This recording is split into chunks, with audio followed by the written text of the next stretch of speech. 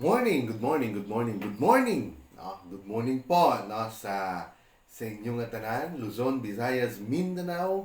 We are now officially live again no, in Facebook no, for this early morning of Thursday morning. So, anong date na ba tayo ngayon? So, maraming salamat mo for this opportunity again to share with you the gospel of grace, no, or the gospel of Christ.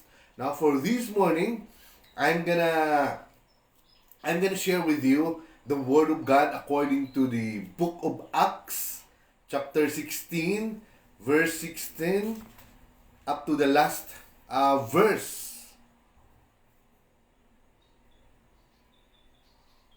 Up to the last verse 16 to 39. So, magandang umaga po no sa inyong tanan.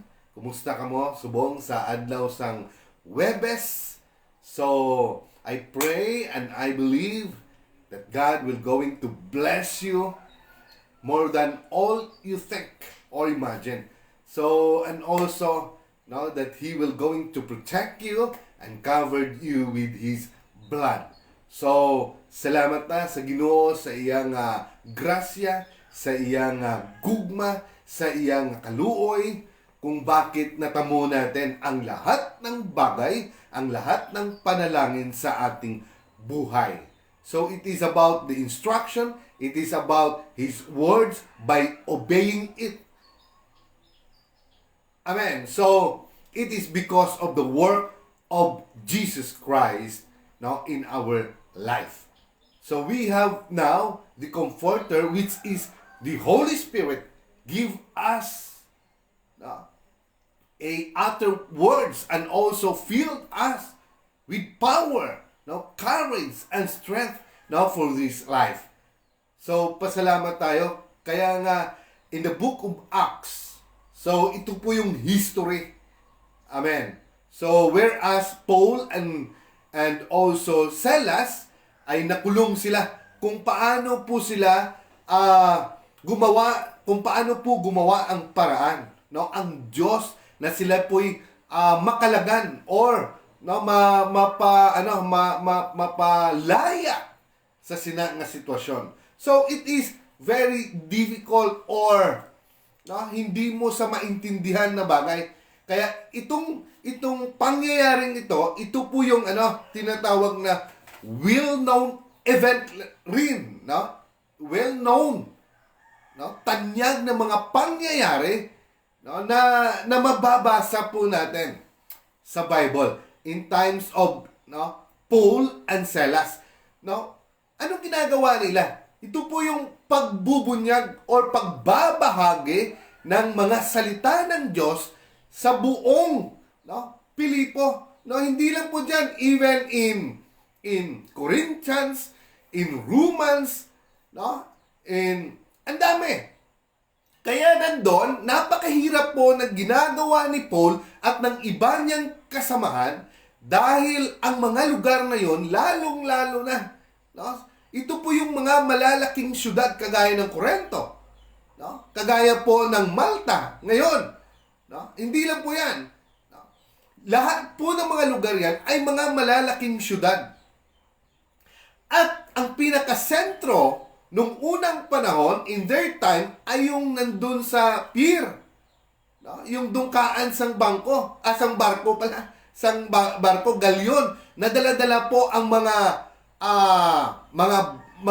goods ng iba't ibang lugar para makipag-trade. So, ito po yung mga syudad na malalaking syudad na sentro po ng kalakalan.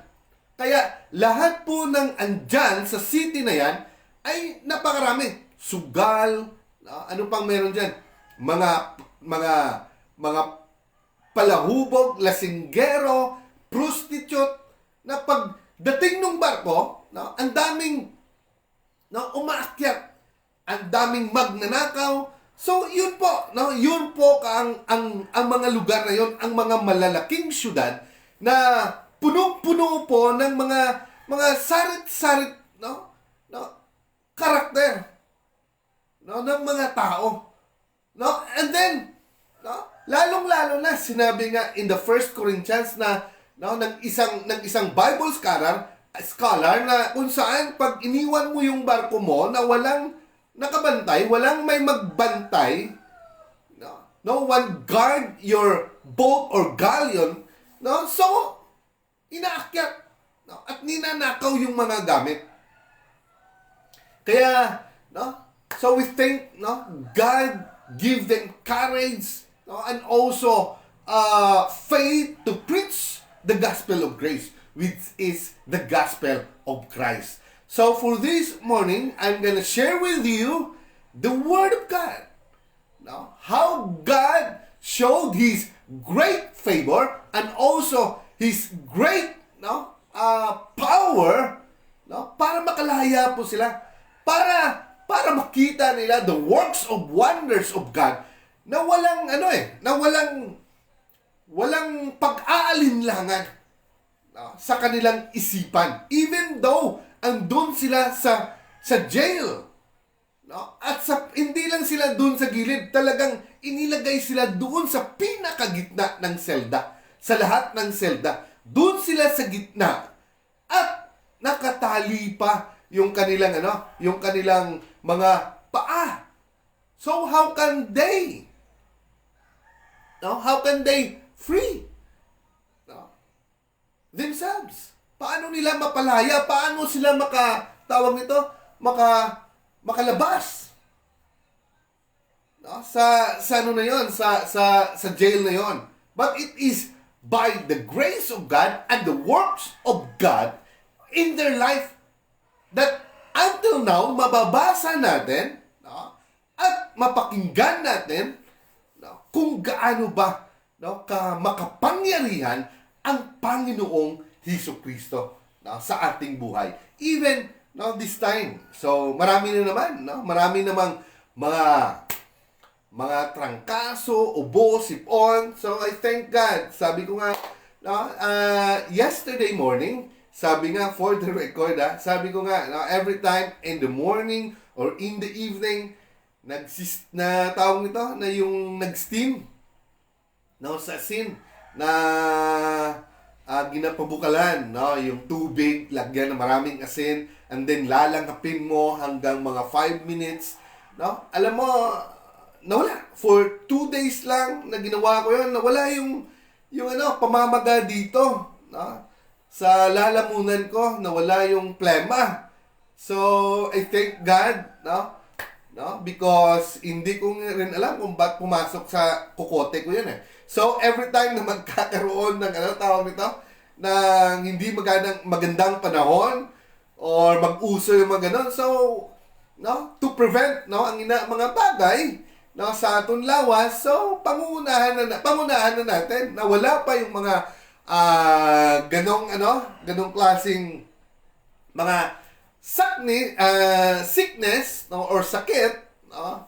So, gawa na natin ang paraan. So, for the record, hindi po yun ang talagang lunas. So, no, ginagawa lang natin for prevention. No?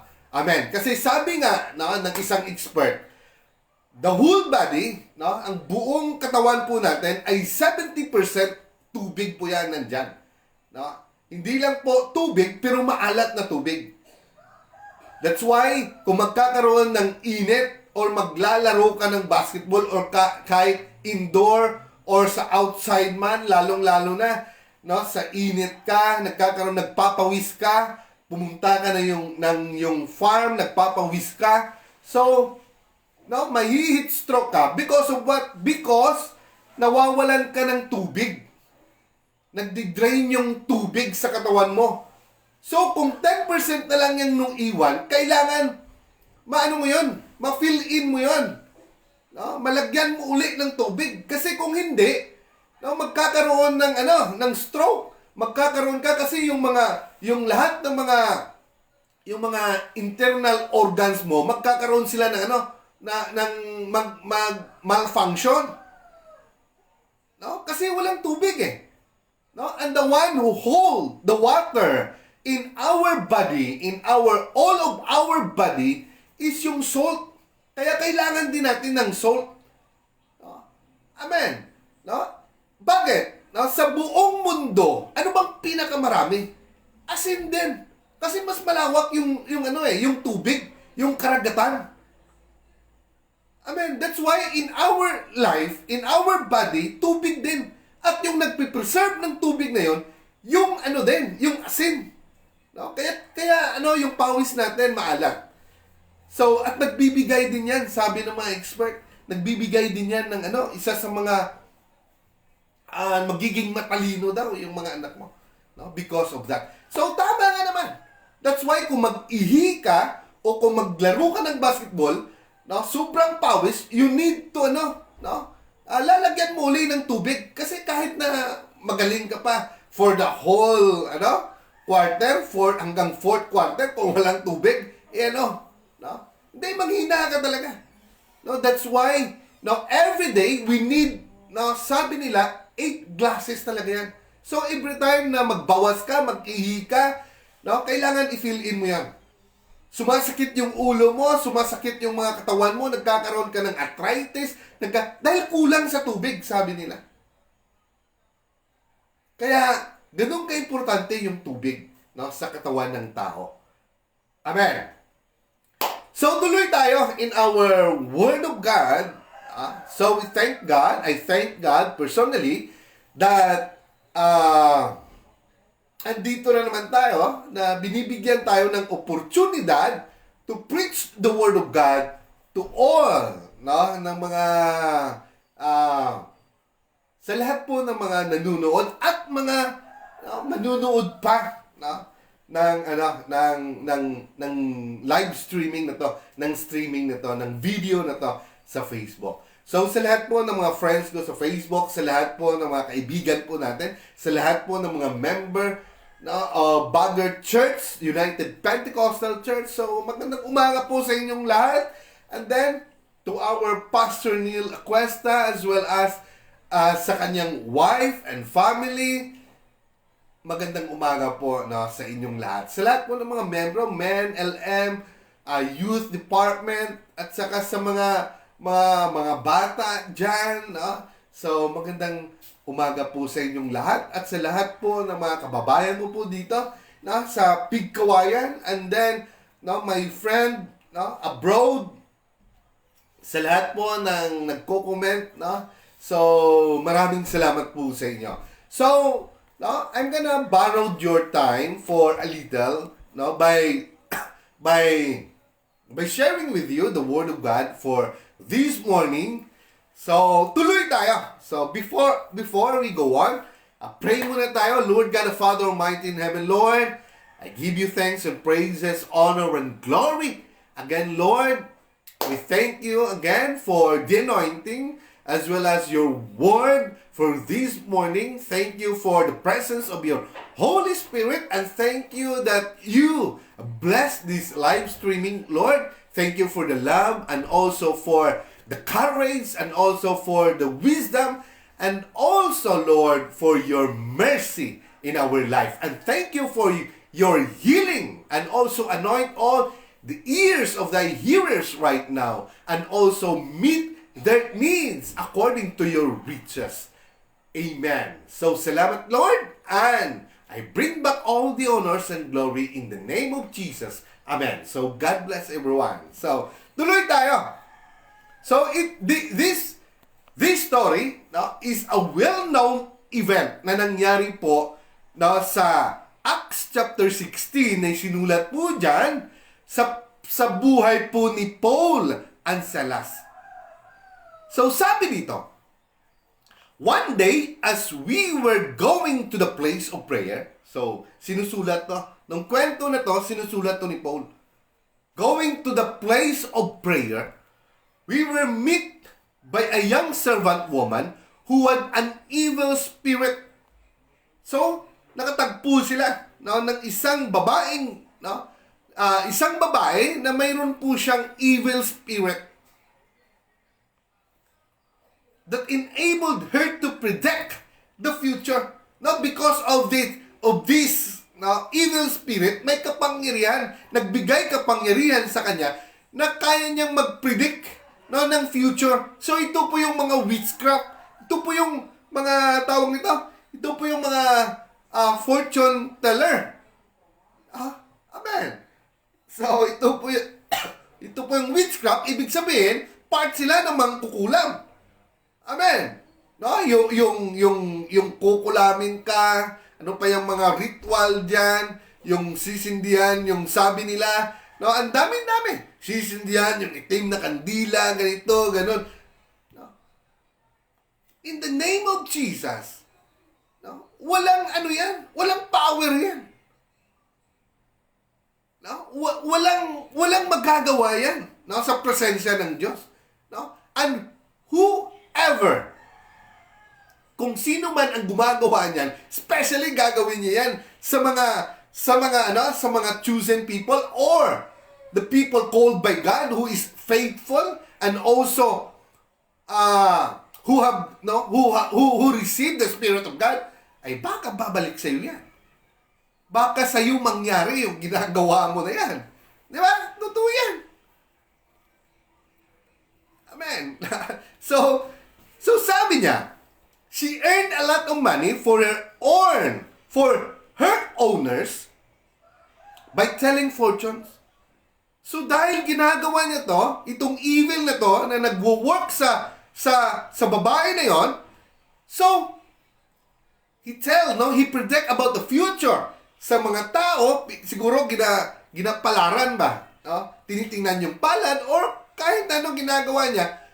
And then yung owner ay nagkakaroon, earn so much money because of that, no, na ginagawa. So, ibig sabihin, negosyo pa rin. Ibig sabihin, no, mamon pa rin. So, nagkakaroon sila ng maraming pera because of that. No? Ito yung mga, tawag nito, yung mga lucky, no? Yung doon, yung faith mo sa mga lucky object, yung, di ba? So, din sabi niya, she followed Paul and us shouting. At hindi lang yan, talagang ginagambala niya si Paul na para bang, sinisigaw niya, binubost niya, pinapakita niya na alam niya, kung ano si Paul at anong ginagawa ni Paul. Pero nakakairita yun. Sa pandinig ni Paul, dahil alam ni Paul that the spirit that dwell in her is the evil spirit. So she followed Paul and us, shouting, "These men are servants of the Most High God." Kaya ma-discern ni Paul. Nakala mo alam niyang lahat. Gusto niya rin magpabida. That's why. Until Paul became so upset that he turned around and said to the Spirit, "In the name of Jesus Christ, I order you to come out of her." Kasi ilang araw na na para bang sisigaw at sisigaw siya sa mga daanan siguro o sa lahat dyan na dumadaan at pinagsasabihan niya na ito yung mga tao na to. Ito yung mga nagdadala, ng pulong ng ating ng Panginoong ng Diyos to save us. Pinapangunahan niya. So ibig sabihin, nagapadayaw ba? Nagapagara kung saan doon pa. Pero dahil si Paul alam niya, sabi nga, she did this for many days. Kaya sinabi na Paul, hindi na makatiis si Paul. Sabi niya, "In the name of Jesus Christ, I order you to come out of her." So, i-order niya because he knows who he is. He knows who is his master. That's why, alam niya na may authority siya because of our Lord Jesus Christ. And he rebuked that spirit to come out of her. Kaya hindi makatiis yung spirit, yung evil spirit. So the spirit went out of her. Amen. So, come out of her.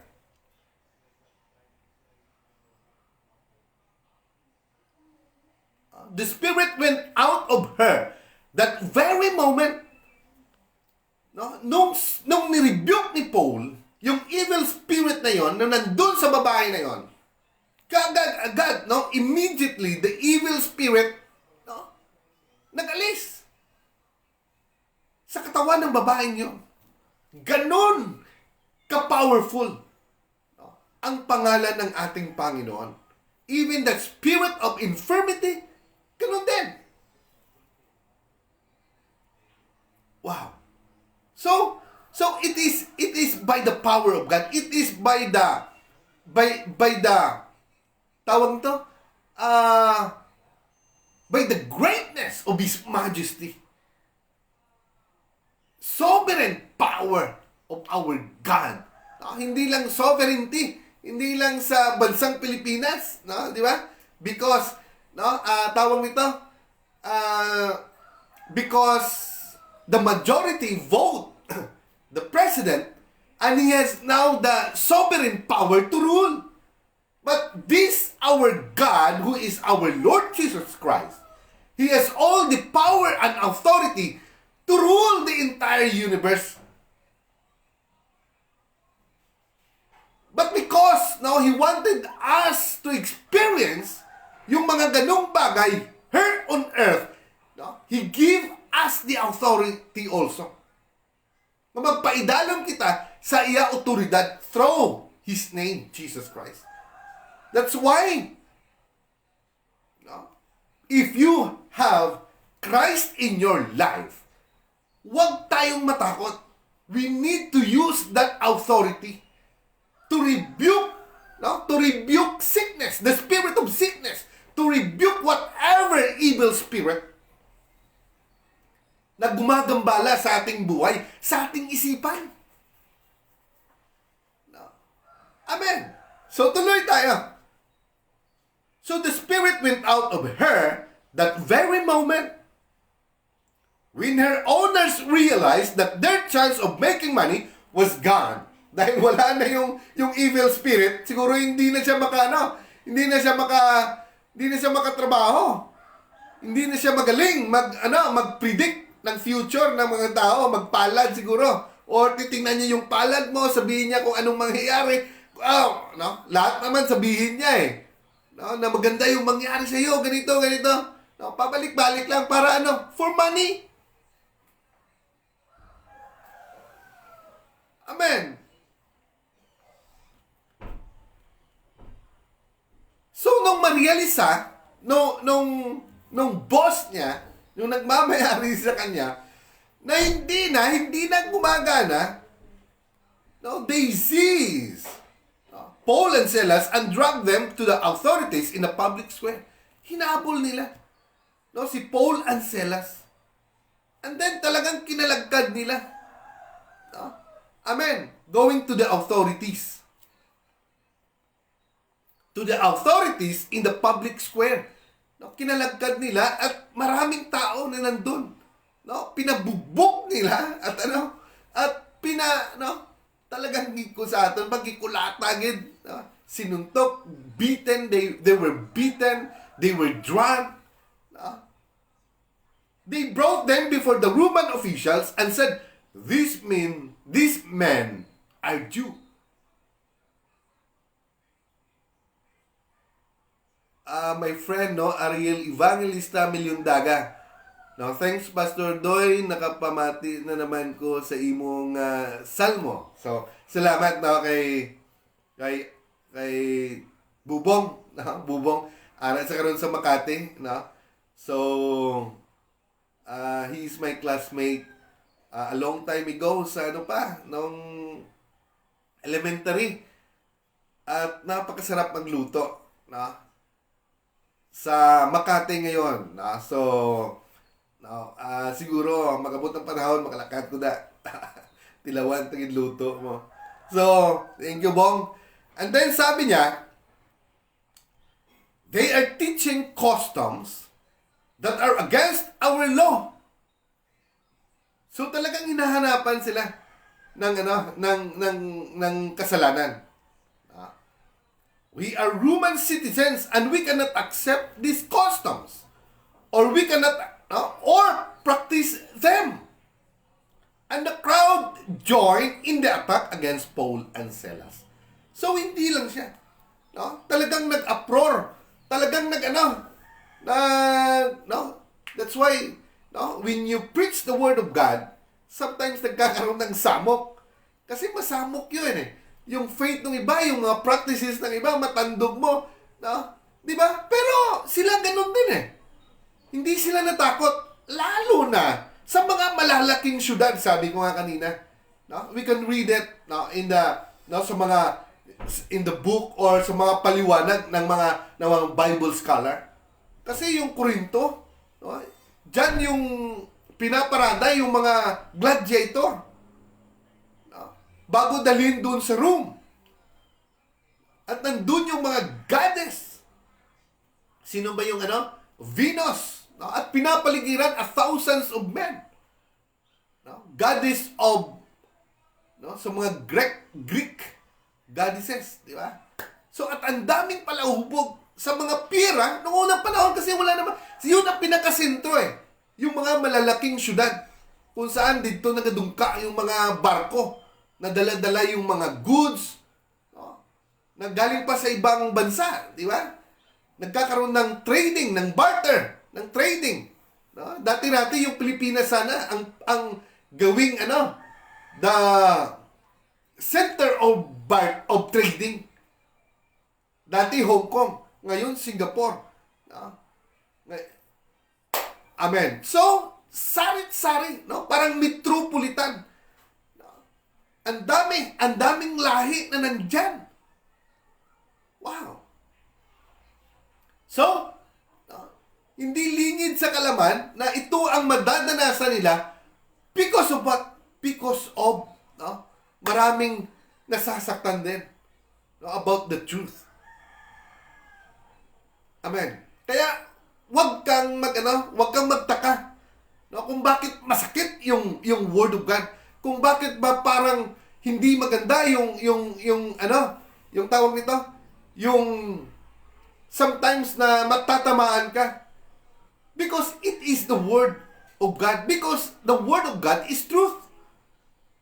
No, sometimes yung ginagawa mo ay matandog. Sa atin pa matandog ba, maigo ang ego mo, yung pride mo. Or yung may ginagawa ka, it is the Word of God that penetrate, goes through in your heart.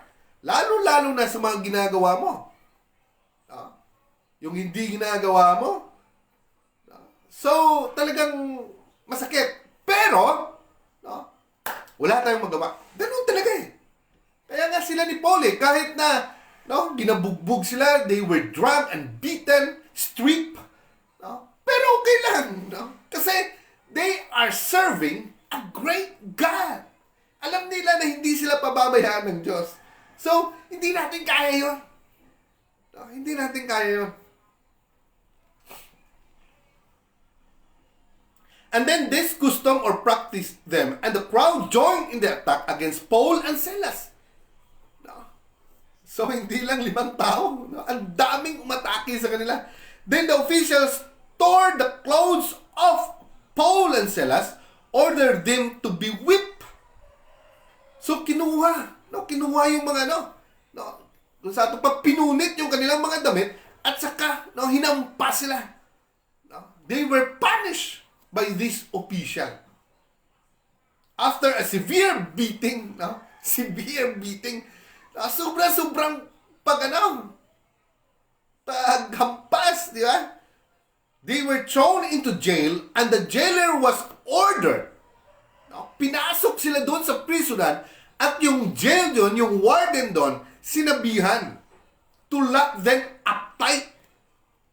Talagang kinandaduhan ng mahigpit at ginapos pa yung tiil. Siguro yung ginamit yung wood na mabigat na mayroong butas, pinasok doon. Parang kung sa aton, pagdapusas ba? At nandun pa sila sa pinakagitna ng selda. So, it is imposible na makalabas sila doon, makalaya sila doon. So, the jailer was ordered to lock them up tight. Upon receiving this order, the jailer threw them into the inner. Doon sila tinapon.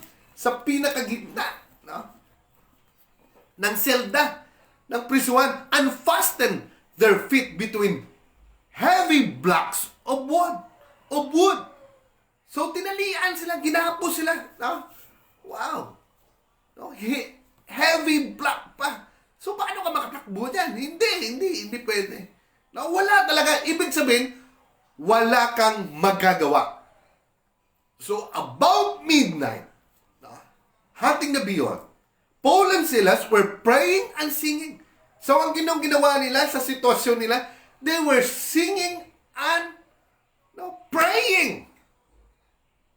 Kaya kung puno-puno ka na ng problema, no, parang ginapos na yung tiil mo, yung isipan mo, puno-puno ka ng kapighatian, wala ka nang magagawa sa buhay mo.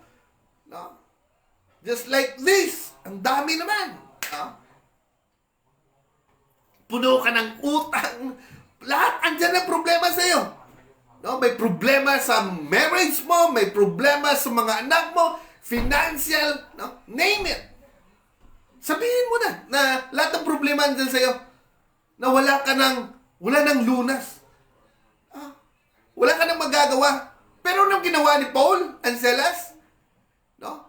Kumanta lang sila ng mga ambahanon nga kanta and prayed to God. Singing hymns, praying and singing hymns to God. And the other prisoners were listening to them. No? Sila din, nakikinig din sila. Kaya, no, pati sila na nadala sa laya. Di ba? So, ano magagawa ng praying and then yung singing hymn in that kind of situation or even in darkness situation of our life. Kaya kung mayroon kang problema, balisa ka, hindi mo alam anong gagawin mo, no, experience ko, no, wala akong magagawa at that time. I was in, addiction. Wala akong ginawa, binasa ko lang yung hymn, tama pala, yung salmo. Every time I read it, nagkakaroon ako ng peace sa utak ko, nakakatulog ako ng maimbing. No? And then, ngayon ko lang naisip, that this is the work of God. Totoo pala yung word of God. Amen. So, saan ka pupunta? Sa kaibigan mo? Hindi ka nila maintindihan. Pupunta ka doon sa kalapit mo or direct kin mo or sa mga magulang. Hindi ka rin nila maintindihan eh. Kaya, mabuti na lang may Diyos. No? Our Heavenly Father na talagang, no, He's the one who direct or given us His words to free us for that kind of spirit of addiction. Talaga yan, may hirap yan eh. Napakahirap yan. No? So, suddenly, no? Nung kumakanta sila at nagpipray sila, suddenly, there was a violent earthquake. Yun ang mga paraan ng Diyos. No? So, nagkaroon ng earthquake and then, which shook the prison to its foundation. Talagang nasira yung pinakapundasyon ng prisuhan na yon, yung jail na yon. The very foundation of that jail was broken, was destroyed. No? At once all the doors opened, kaya nabiak yun, nag-open yung mga puwertahan ng silda. No? And the chain fell off all the prisoners. At lahat ng mga nakagapos sa kanila, lahat yun, no? Nakalasan sila. Fell off. Wow! Oh, hindi lang sila, all the prisoners, kasi nga, naggrasyaan gyapon sila, kaya nga pamati sila eh. Amo na kung mamati ka, sa pulong sa Ginoo, maggrasyahan ka din. Dahil bibigyan ka niya ng mensahe kung anong gagawin mo. Ano bang gusto ng tao? Ang gusto ng tao ay blessing. Pabor, panalangin. Dahil gusto mo, maabot ang gusto mo eh.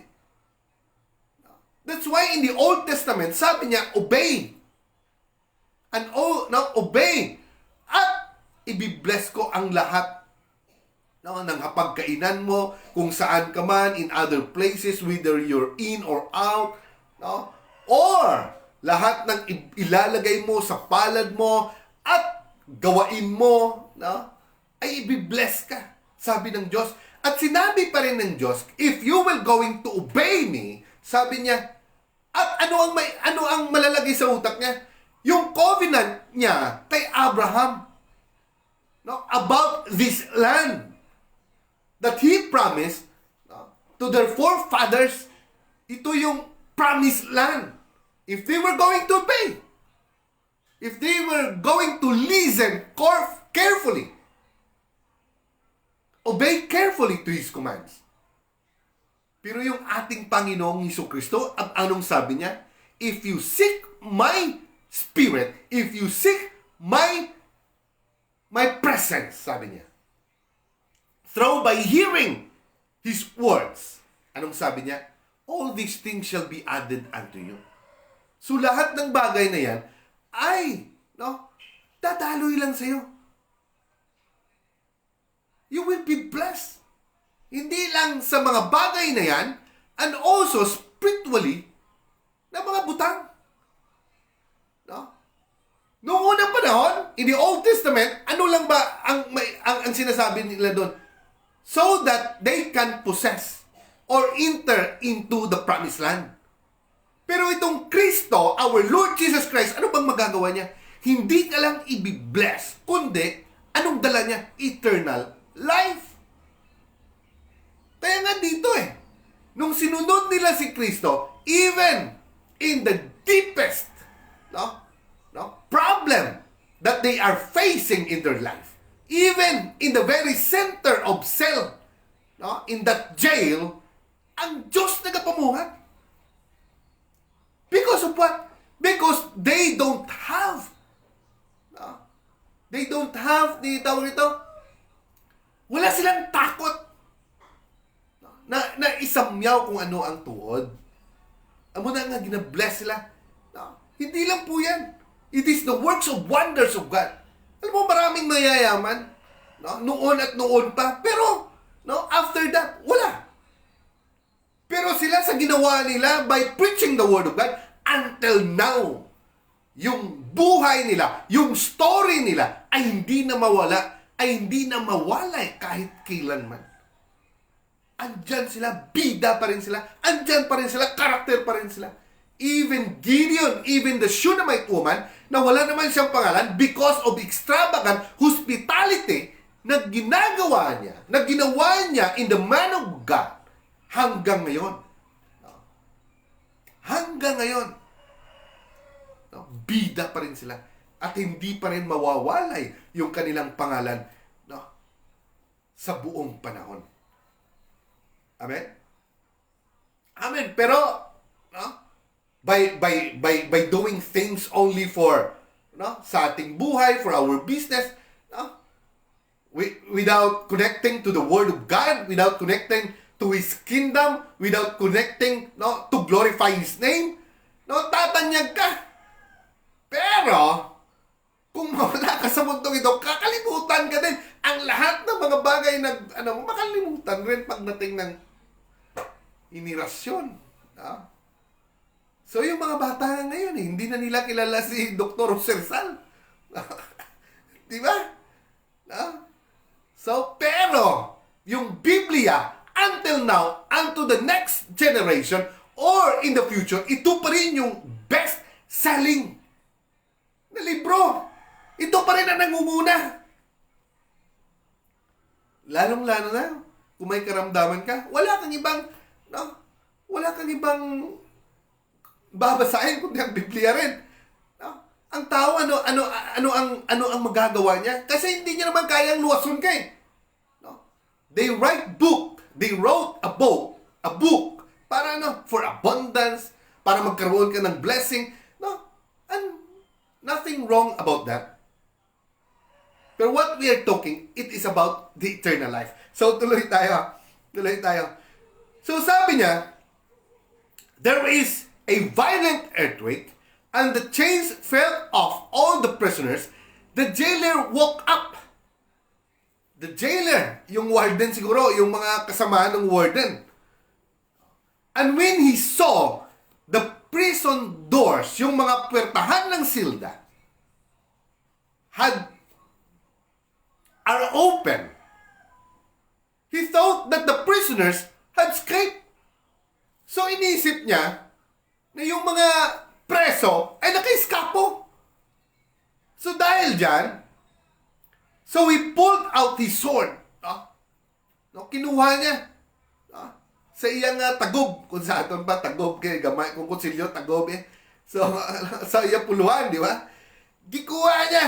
God,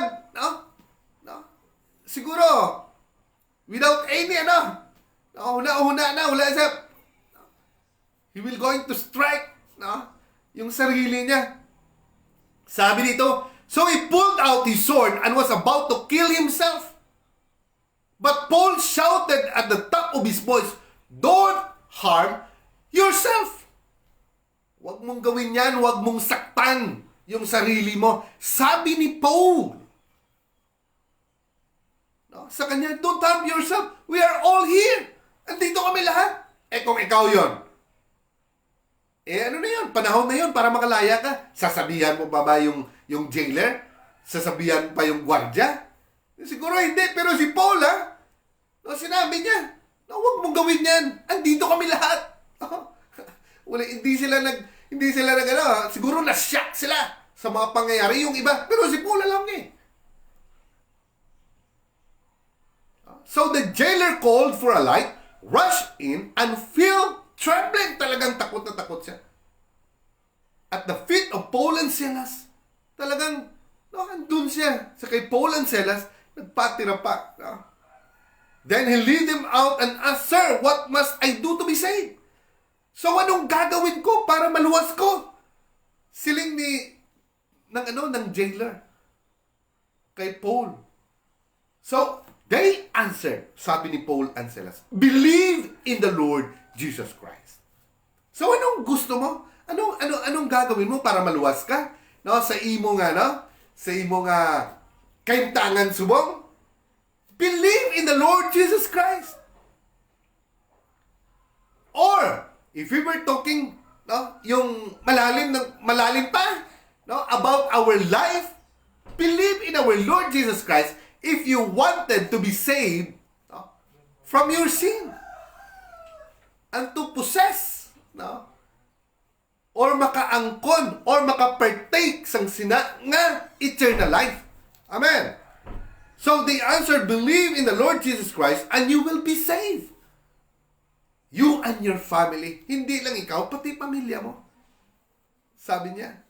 Then they preached the word of the Lord to him and to all the other in the house.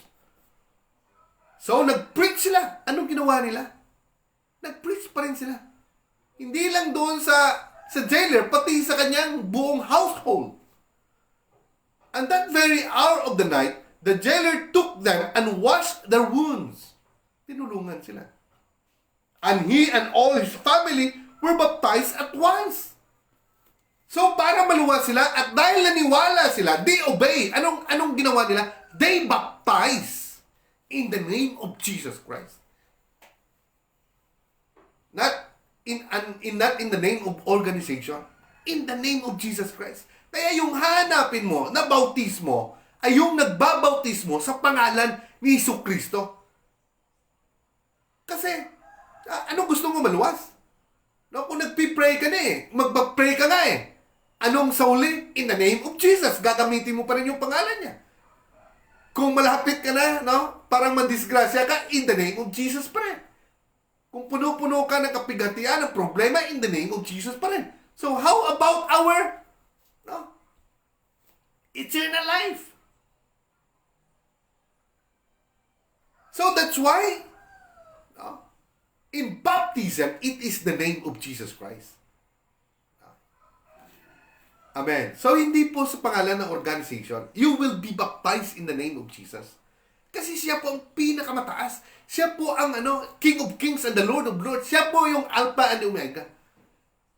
Siya po yung Jehovah Rapha. Siya po ang Jehovah Jireh.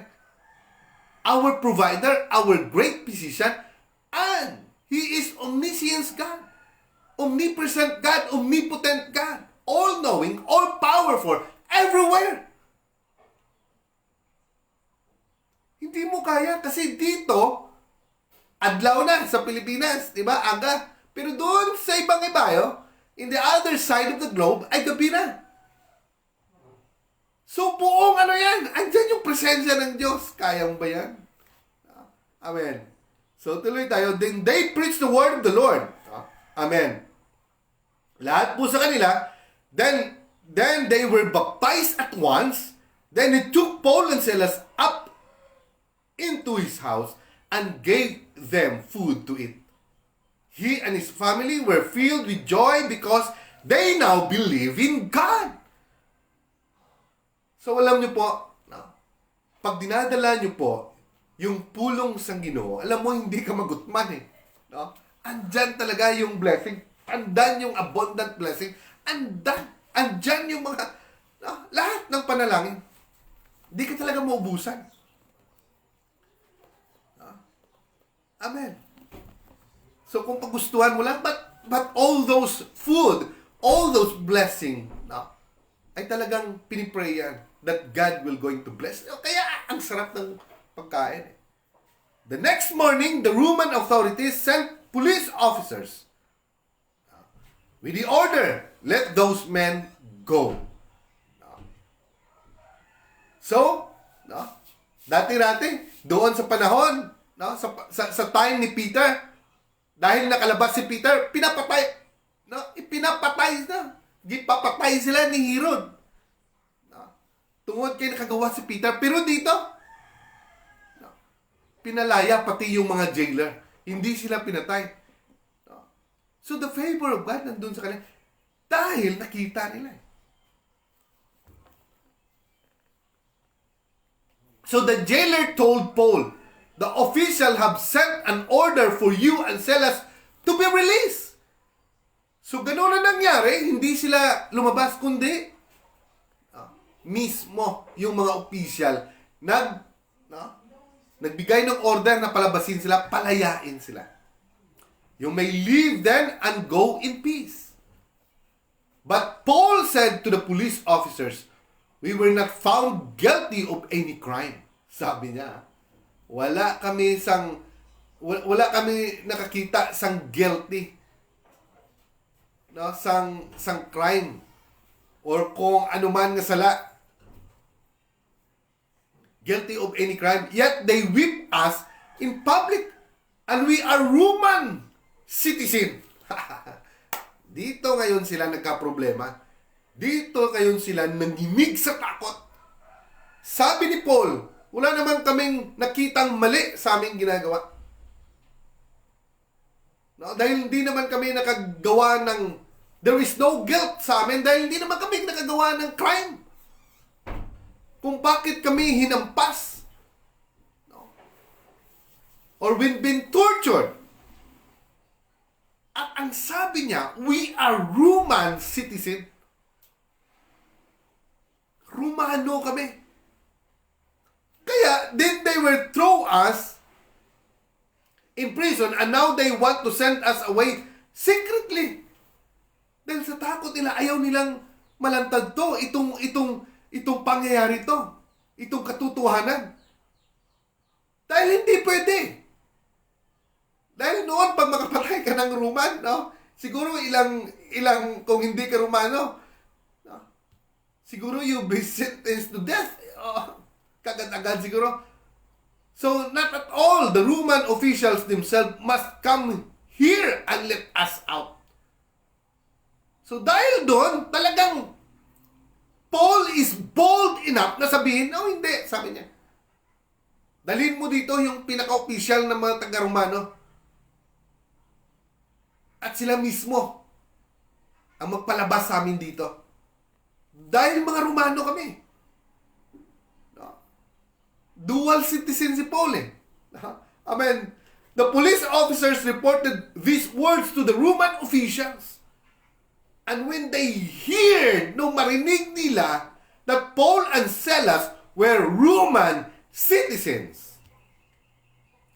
They were afraid. Kahit na mga opisyal pa sila, they were afraid. Wow. They were afraid. So, nanginig sila sa takot. Dahil paparusahan sila. So, they lead them out of the prison and ask them to leave the city. No? So, siguro halos nagpakumbaba sila.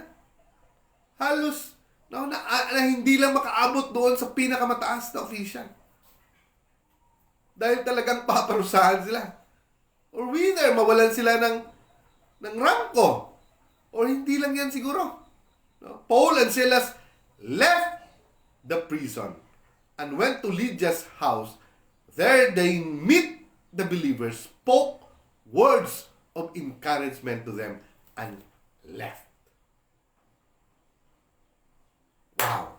So, anong ginagawa nila? No? Preach the word of God. Preach about the truth of this life. Amen. So, wala na tayong gagawin sa buhay natin. Ito na lang. Because of what? Because ang panahong ito, no? Ngayon nga umaga lang eh. No? Mamaya ng kaunti, hapon naman, gabi na naman. Tapos na naman ang buwan. No? Isang taon, no? Yung taon, next na naman. So, ganun lang yung buhay. No? If God is not with you, no? Kung wala ang Diyos sa'yo, so, no? Parang survival lang yung buhay mo dito sa mundo. But if God is with you, kahit ano man ang mangyari, alam na at alam mo na hindi ka pababayaan ng Diyos. Amen. So, that's it. Our word for today. So, salamat kali kay Ariel Evangelista Milyonda, kay Bubong. So, thank you, Bong, sa pagtanaw. So, I pray, before we end, pray tayo. Lord God the Father Almighty in heaven, Lord, I give you thanks and praises, honor and glory at this very moment, Lord.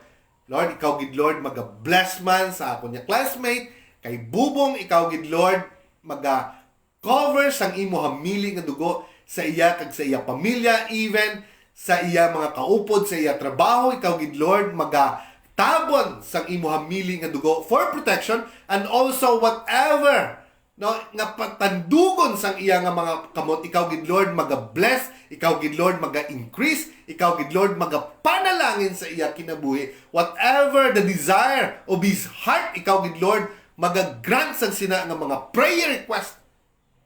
And also, ikaw gid Lord, your favor will flow upon him. Also your provision, and also whatever he will going to ask, siling mo gani, in my name, I will do it. Lord, let your favor be upon him right now. In the name of Jesus, I pray. Amen. So, God bless everyone and good morning once again. So, salamat Doy, salamat Bong sa imong kaayuda. So, siguro one time, basi makalakatada, kag patilawin ko luto mo dira sa Makati. So, salamat sa liwat, Amen. So, God bless. Good morning.